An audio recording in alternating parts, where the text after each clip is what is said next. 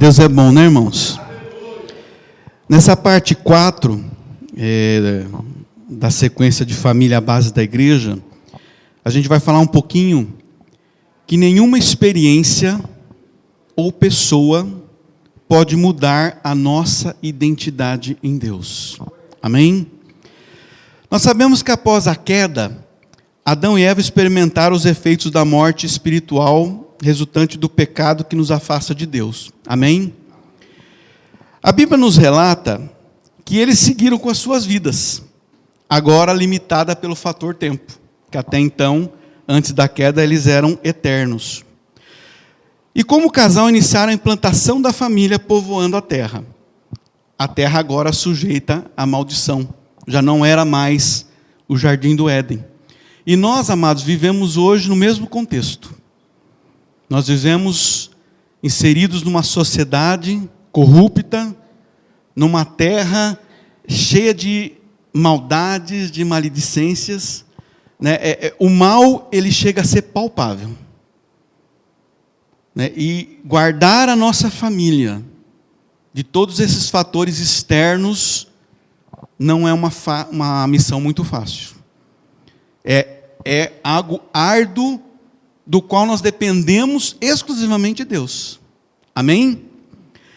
Lá em Gênesis 5, esse povo deve pensar, né? Esse pastor só sabe o Pentateuco, né? O Manuel só sabe o Pentateuco. Só lê Gênesis, né? Gênesis 5, versículo 3. Quem estiver acompanhando. Fala da genealogia. Aos 130 anos, Adão gerou um filho, à sua semelhança, conforme a sua imagem, e deu-lhe o nome de Sete.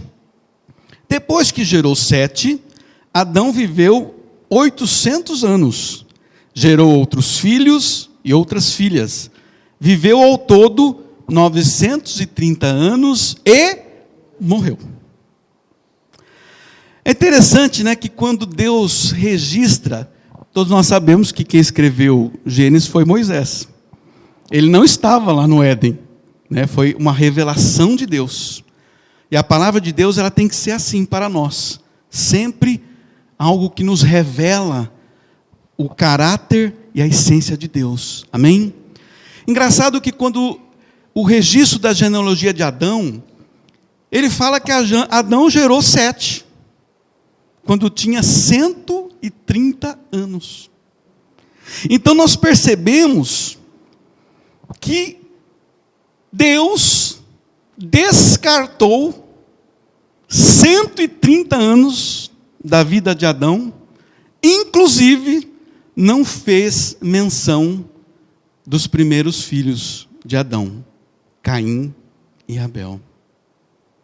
Então quando Deus começa a narrativa da genealogia da humanidade, ele começa falando de Adão com seus 130 anos e faz referência ao seu filho chamado Sete. Por quê que a história da genealogia começa nesse ponto? Porque Deus decidiu esquecer. Nós aprendemos na semana passada que nós precisamos esquecer das coisas que para trás ficam. Esquecer é fazer com que aquilo não tenha mais espaço na nossa memória, ao ponto que nós possamos ser cheios do poder regenerador da palavra e termos a mente de Cristo. Engraçado que Deus sempre dá o exemplo das coisas. Então Deus resolveu esquecer, Deus resolveu deixar para trás, e Deus resolveu prosseguir. E nós vamos ver por que motivos Deus fez isso. Gênesis 4, 1 e 2. Adão teve relações com Eva, sua mulher. Nós percebemos, né, que desde o início, as relações sexuais só eram permitidas para quem era casado. E ela engravidou, deu à luz a um filho chamado Caim. Disse ela: com o auxílio do Senhor tive um filho homem. Voltou a dar à luz, desta vez a Abel, irmão dele. Abel tornou-se pastor de ovelhas e Caim agricultor. Então vamos imaginar, essa parte é naqueles 130 anos que Deus resolveu esquecer. Adão, como pai, todo pai quer o melhor para o seu filho, amém? Nenhum pai em plena capacidade mental, quer que o seu filho se envolva com as drogas, com a prostituição, que fique na sarjeta. Eu tenho certeza que esse era o mesmo sentimento que havia no coração de Adão. Adão era um homem caído, mas ele não era um monstro. Todos nós fazemos parte de uma natureza caída. É que Jesus nos reergueu, nos colocou numa posição de filhos. E nós desfrutamos disso hoje em dia. Amém? Então Adão, ele se aplicou como pai em transmitir aos seus filhos valores, como nós fazemos. Valores de caráter, de integridade. Então ele deve ter ensinado aos seus filhos, a Caim e Abel, que Deus era o Senhor e Criador de todas as coisas. Não havia outro. Que Deus criou a humanidade para se relacionar com ela. Não que Deus precisasse do homem. Deus, ele sempre foi completo em si mesmo. Mas ele tinha uma intenção, um propósito de compartilhar coisas com o homem.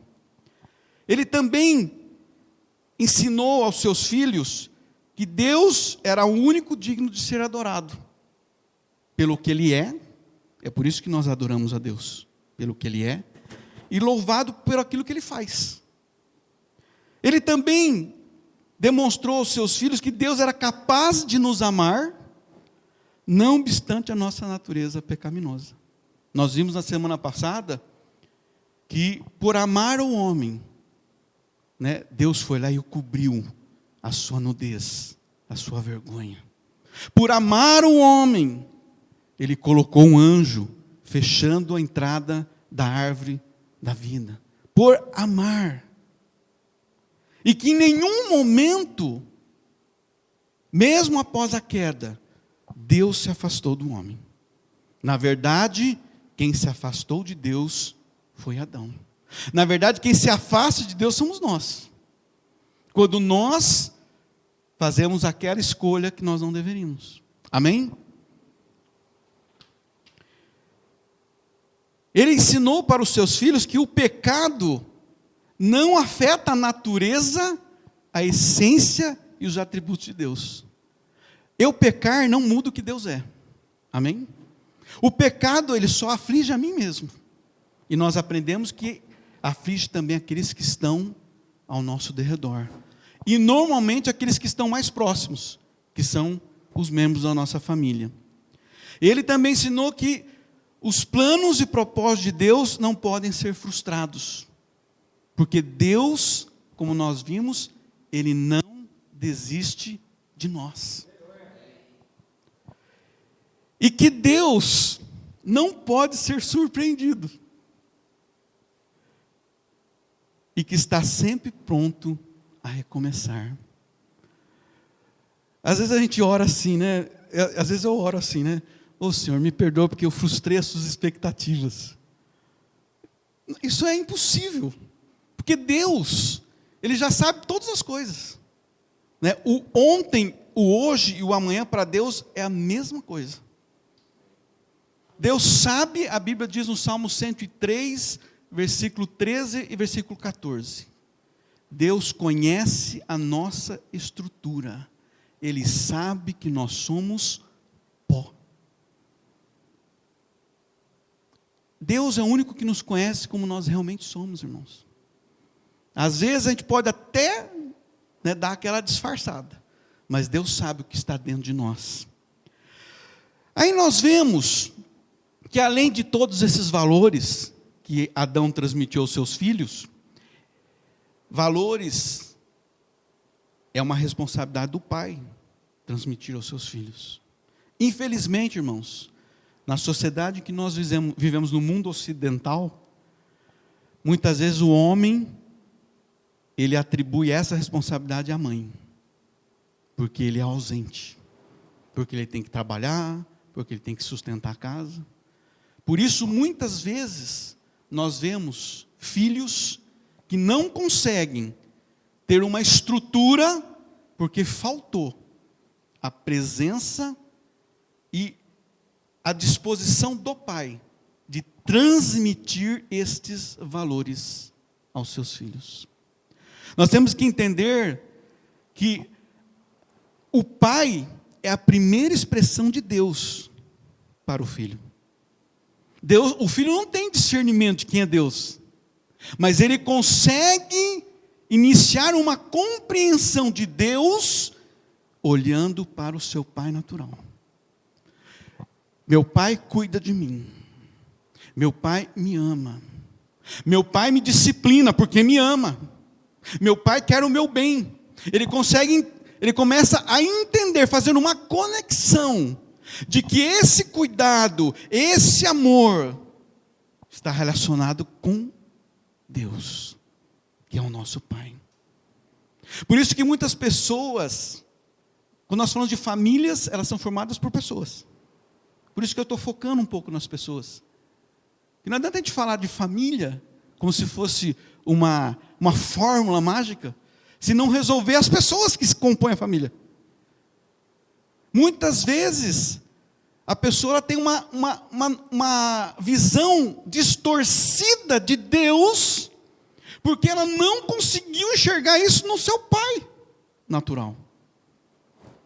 Porque faltou o cuidado, porque faltou o amor, porque faltou até a disciplina. Vocês estão entendendo? E nós vemos que além dessas questões de valores, Adão se preocupou em que seus filhos tivessem uma instrução. A Bíblia diz, nesse texto, Abel tornou-se pastor de ovelhas e Caim agricultor. Então eles fizeram a faculdade da época de agropecuária. E Caim resolveu cuidar da terra e Abel resolveu cuidar dos animais. É interessante que o texto, ele começa assim: Abel tornou-se pastor de ovelhas e Caim agricultor. Então nós percebemos nesse texto que há uma inversão. A narrativa normal deveria ser o quê? Caim era agricultor e Abel era pastor de ovelhas. Porque Caim era o primogênito. Vamos fazer aqui uma alusão. Eu tenho um filho de 23 anos, que é arquiteto. Eu tenho um filho de 19, que está fazendo um curso. Ele não é formado.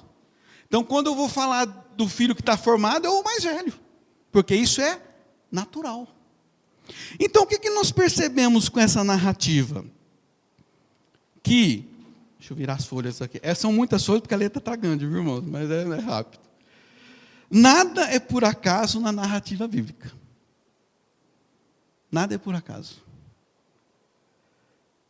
Nós percebemos que Caim, ele tinha dificuldade em entender qual era o papel dele na estrutura familiar. Cada um de nós temos um papel. O pai tem um papel, a mãe tem um papel, e os filhos também têm o seu papel. Talvez por conta de alguma omissão de Adão, em virtude do contexto que vivera por ocasião da queda, nós lembramos, Primeiro a vergonha, depois o medo, e depois a culpa. Foram as 3 armas do diabo contra Adão, contra a família. Ele possa lhe ter faltado alguma habilidade para instruir o seu filho Caim. E isso poderia ter refletido negativamente em suas reações, em suas escolhas. Então, os pais tem responsabilidades para instruir os seus filhos. Ensina a criança o caminho em que ela deve andar.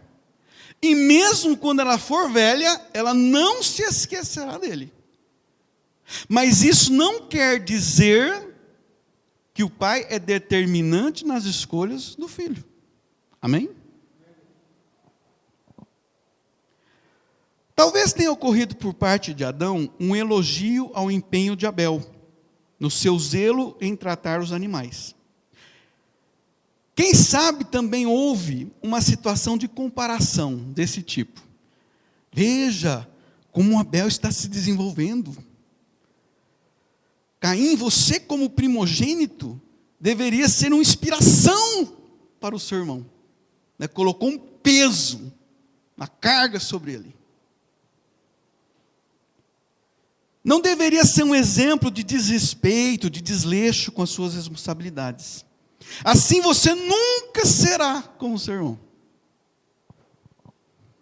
Só lá no Éden que acontece isso, né?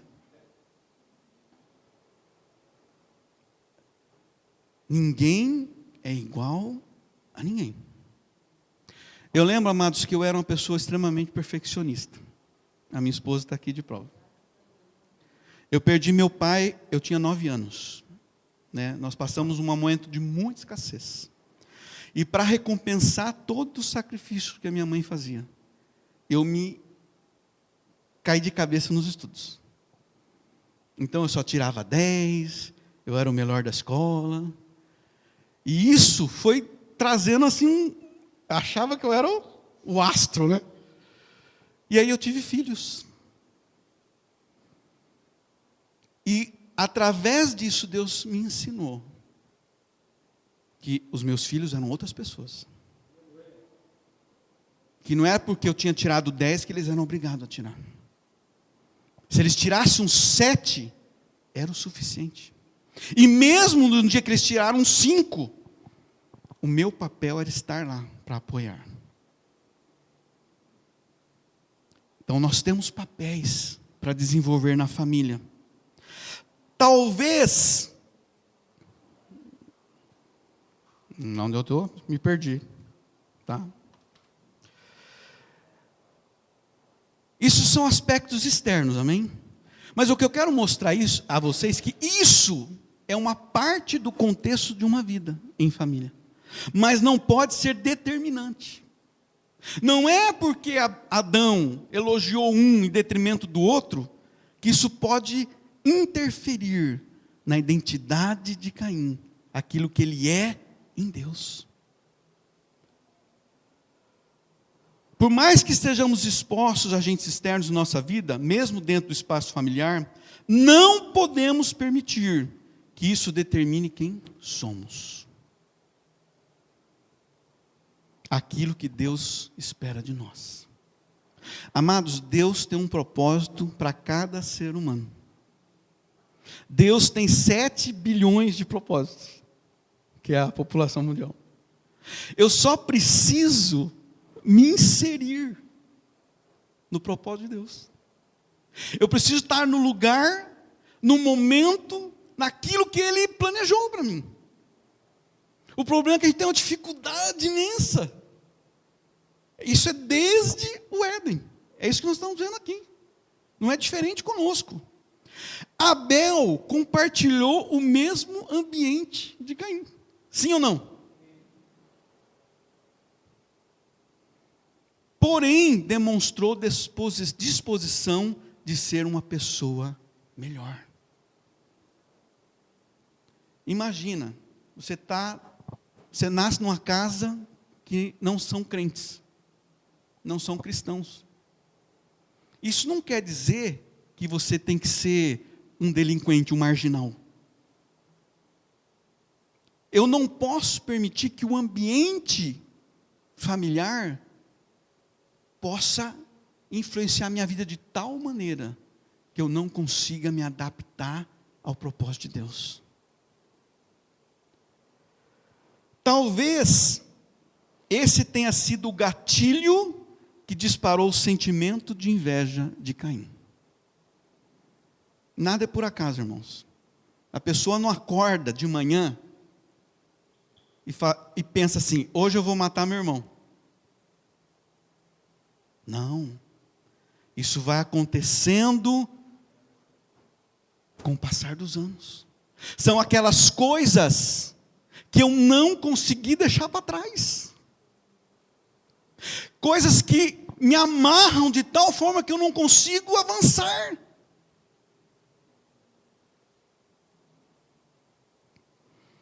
Ele se sentia preterido pelos seus pais. Porque Abel era o melhor. Porque Abel conseguiu. Porque Abel, sabe a ovelha negra da família?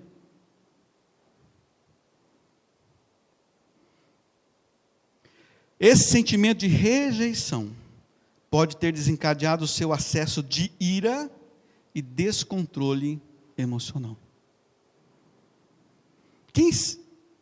Quantos de nós já se viu num acesso de ira?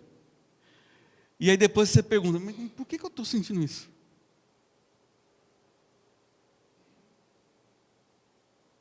É alguma coisa que aconteceu lá atrás, que eu preciso me desvencilhar. Sem isso, amados, nós não vamos chegar no que Deus tem para nós. Lá em Hebreus 12:15 diz: cuide que ninguém se exclua da graça de Deus. Só nós mesmos podemos nos excluir da graça, porque Deus quer nos abraçar com a sua graça. E que nenhuma raiz de amargura brote e cause perturbação. Perturbação é descontrole. A amargura que eu guardo, lembra que eu falei na semana passada? Você tranca a sua experiência na sua memória. Você não abre a porta para ela ir embora. Aquilo vai criando raízes. E essa raiz de amargura vai fazer você ser uma pessoa descontrolada. Aquele acesso de... né? Não pode quebrar o púlpito, pastor. Jesus. Eu já me vi assim várias vezes, irmãos. E o problema não era aquela situação que eu estava vivendo. Mas eram coisas que eu não tinha esquecido e deixado para trás. O capítulo 4 do livro de Gênesis tem o seguinte título: o primeiro homicídio.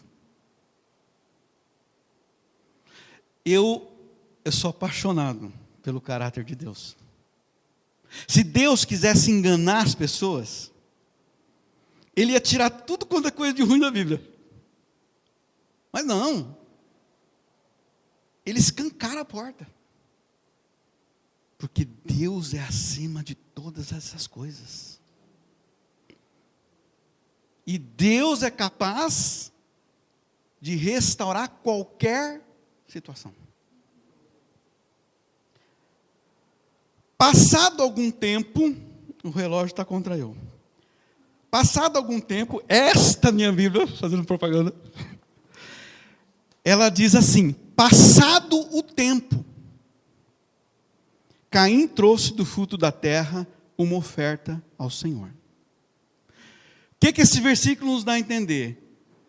Que Caim plantou lá a terra, com muita dificuldade, porque a terra começou a crescer, né? Espinhos, abrolhos, por causa da maldição. Ele colheu lá, comeu. Aí ele se lembrou, pastor: eu nem trouxe nada para Deus. Que cidadão sou eu? Né? Passou o tempo, ele acordou tarde. E ele trouxe uma oferta. De qualquer jeito. Abel, por sua vez, trouxe as partes gordas das primeiras crias, como uma oferta ao Senhor. Abel era uma pessoa zelosa de Deus. Ele teve os mesmos ensinamentos de Caim, seu irmão. Mas ele tinha um coração ensinável. Às vezes na igreja é falada a mesma palavra. Uns conseguem atentar e obedecer. Outros não. Eles têm um coração obstinado e seguem as suas próprias vidas. O Senhor aceitou com agrado Abel e a sua oferta, mas não aceitou Caim e a sua oferta. Lembra que ele era rejeitado na família?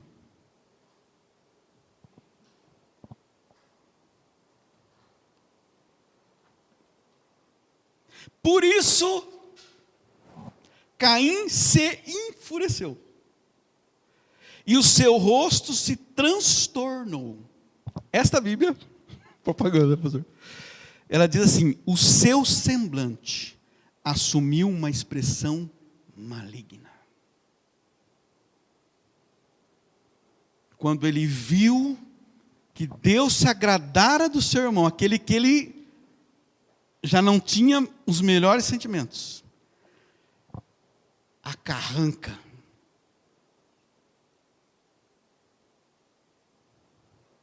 O Senhor disse a Caim, eu acho tão interessante, pastor, a mesma situação lá do Éden, Deus olhando o diálogo da serpente com a cobra, com a Eva, Deus olhando, né, Eva lá entregando o fruto para Adão, Adão comendo, Deus olhando toda essa situação, e ainda tem disposição de dialogar. Disse o Senhor a Caim: por que você está furioso? Deus às vezes parece meio sarcástico, né? Por quê? Por quê? Por que se transtornou o seu rosto? Por qual motivo? Qual é a motivação disso? Se você fizer o bem, não será aceito? Então Deus vai direto na ferida. O seu problema é a aceitação. Você precisa superar isso. Você precisa colocar este problema no passado, para você seguir em frente. Se liberta disso. Lembra da mulher samaritana? Quando Jesus começa um diálogo com ela, ele não vai rodeando. Ô, cidadã, chama lá o teu marido. Ela fala: não, eu já tive tantos, né? E o que eu tenho não é meu. Amados, Deus, Ele quer nos curar. E às vezes curar tem que pôr o dedo na ferida. Né? Quem já passou uma situação de inflamação, que você tem que apertar aquele negócio para... Dói. Mas se não fizer isso, você está correndo o risco de perder um membro. O que é melhor? Doer e passar ou ficar aleijado? Deus foi direto aqui. Se você não fizer bem, você não será aceito. Se você se sente rejeitado, vira a página.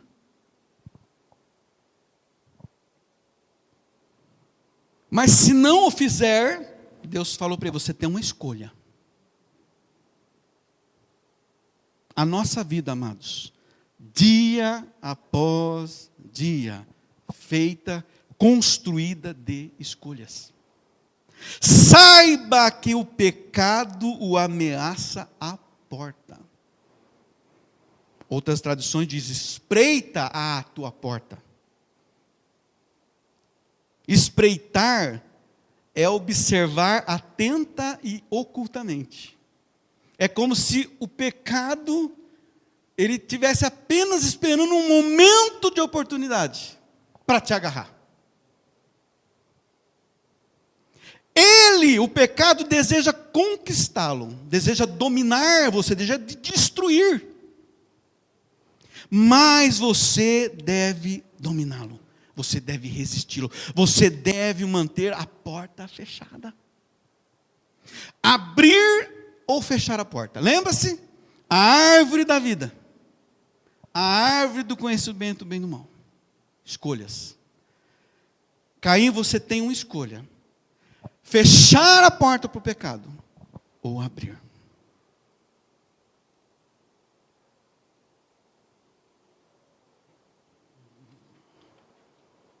Deus estava advertindo.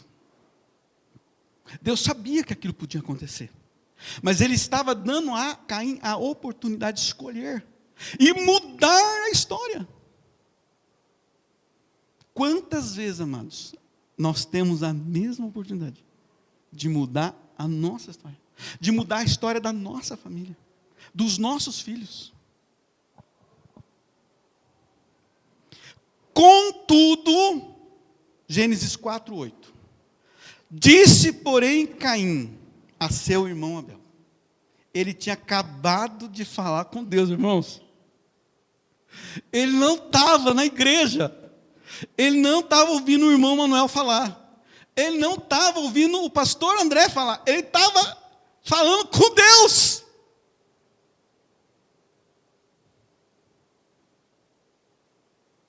Mesmo assim, ele fez a escolha errada. Vamos para o campo, Abel. Quando estavam lá, Caim atacou seu irmão Abel e o matou. Ele resolveu abrir a porta. Agora amaldiçoado é você, pela terra, que abriu a boca para receber da sua mão o sangue de seu irmão. Novamente a história da maldição. E aí, tem um diálogo lá, né? Caim fala, agora o pessoal vai me enxergar aqui, vai me detonar. Né? Vou encontrar lá o... Gênesis 4:15 assim, mas o Senhor lhe respondeu, não será assim. Se alguém matar Caim, sofrerá 7 vezes a vingança. E o Senhor colocou em Caim um sinal. As nossas escolhas, amados, produzem marcas nas nossas vidas. Caim ficou marcado pelo resto da sua existência. Todos que olhavam para ele, havia uma marca. Porque num dia, ele fez a escolha de abrir a porta errada. Então, o único que tem o poder de distorcer a própria identidade somos nós mesmos.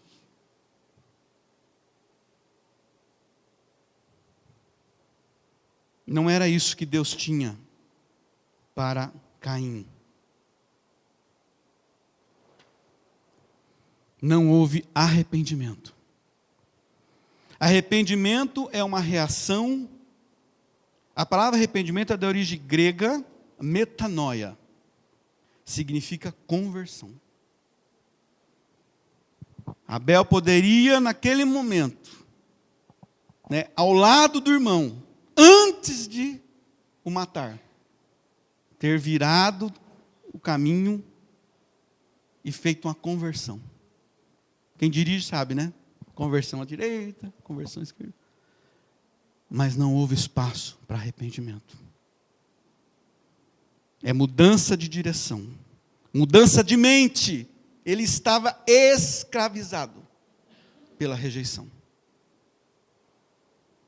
Ele atribuía isso ao irmão. Quantas vezes a gente atribui o nosso problema aos outros? É mais fácil, né? Eu sou revoltado mesmo, pastor. Meu irmão, aquele,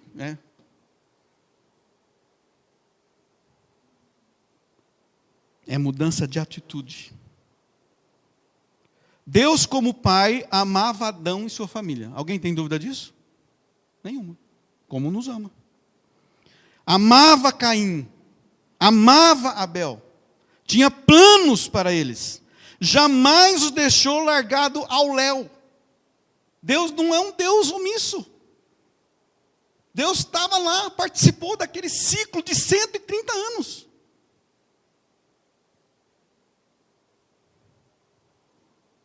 Os acompanhava de perto, se fazendo presente em suas vidas, mesmo em meio ao caos. Tudo isso, amados, porque nós somos preciosos para Deus. Deus via que havia um problema no coração de Caim, mas nem por isso ele o abandonou. fazem isso com os filhos. Deus vai conosco até as últimas consequências.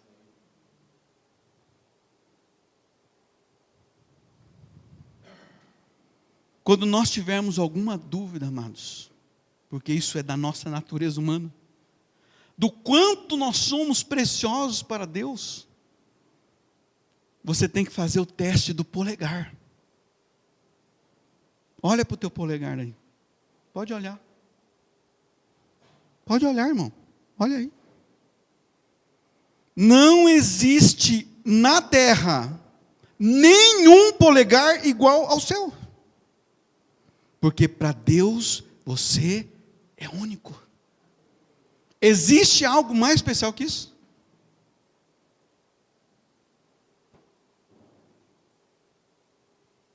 Deus nos ama assim.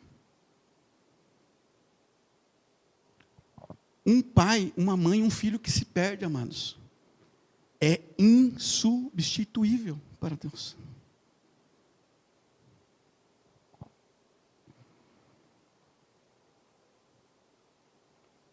É que nem a ovelha perdida. Está lá no texto, eu não vou ler por causa do tempo. Mas está em Lucas 15, de 4 a 7. Quem é o homem que tendo 100 ovelhas e uma... Deus é especialista em buscar a ovelha perdida. Porque para Ele, aquela ovelha perdida, ainda que seja negra, a ovelha negra da família, é preciosa, é única, é insubstituível. Caim não entendeu o amor de Deus. Ele não entendeu o propósito que Deus tinha para a existência dele.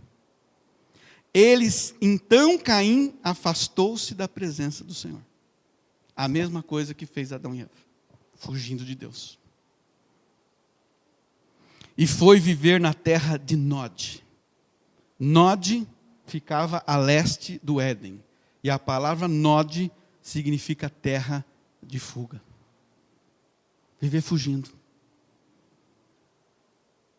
Não querendo enfrentar os problemas e resolvê-los. A conduta de Caim, por causa das suas escolhas, refletiu nas suas próximas gerações. Esse é o maior problema, irmãos.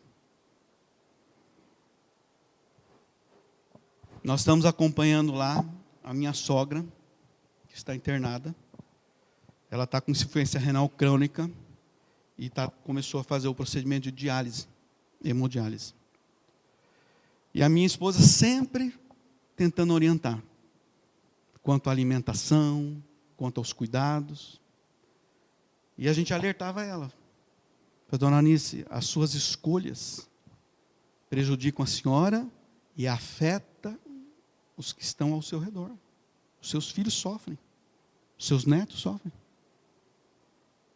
Tem 2 dias que a minha esposa está lá, nós não estamos reclamando, é um fato.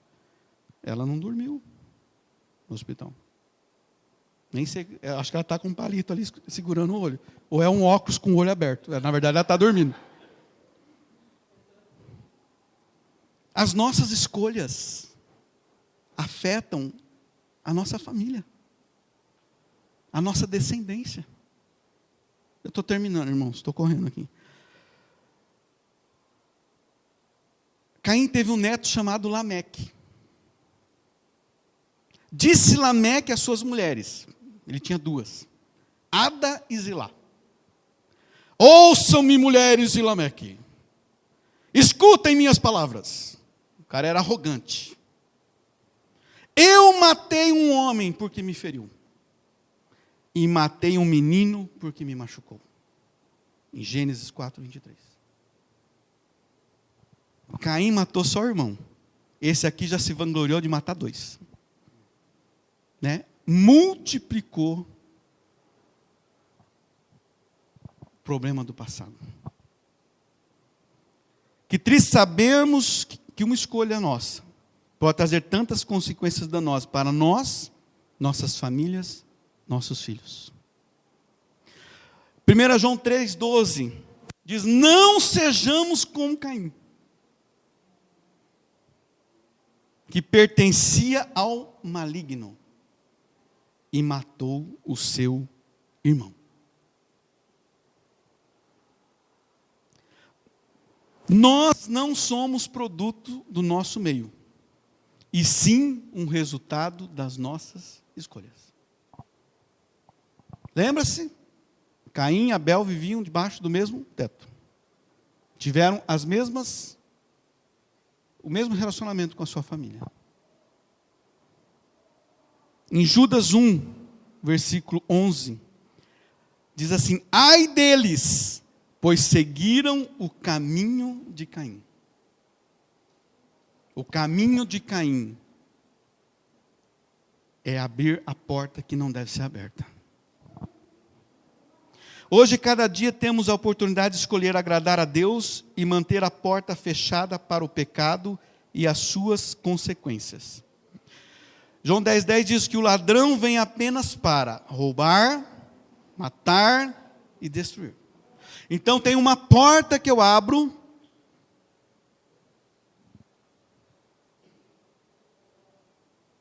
que eu vou ter um resultado na minha vida, que é o roubo, que é a morte, que é a destruição. E tem outra porta que eu abro, que é a porta que vai me dar vida. Eu vim, disse Jesus, para que tenham vida e a tenham em abundância. E a vida em abundância vai ser para mim, vai ser para os meus filhos, vai ser para a minha família, e essa vida abundante vai se manifestar dentro desta igreja. Nós escolhemos o bom pastor, que entregou a sua própria vida por nós, suas ovelhas. Queremos ouvir e obedecer a sua voz. Lembra que Jesus disse? Que as minhas ovelhas conhecem a minha voz. Assim dizemos não ao ladrão, mantendo a porta fechada para o roubo, a morte e a destruição. Amém? Esse é o nosso papel, amados. Como guardiões da nossa casa. Como guardiões da nossa família, dos nossos filhos. Se eu quero que o meu filho seja uma bênção, em todas as áreas, porque depois que nós temos filhos, amados, a nossa vida, ela fica, a preferência, a prioridade são os nossos filhos. Se eu quero que eles sejam abençoados, eu preciso hoje fazer escolhas. E se eu quero que essa bênção da minha casa se manifeste na igreja, dependerá também das minhas escolhas. Da porta que eu escolher abrir e da porta que eu escolher manter fechada. Amém? Glória a Deus.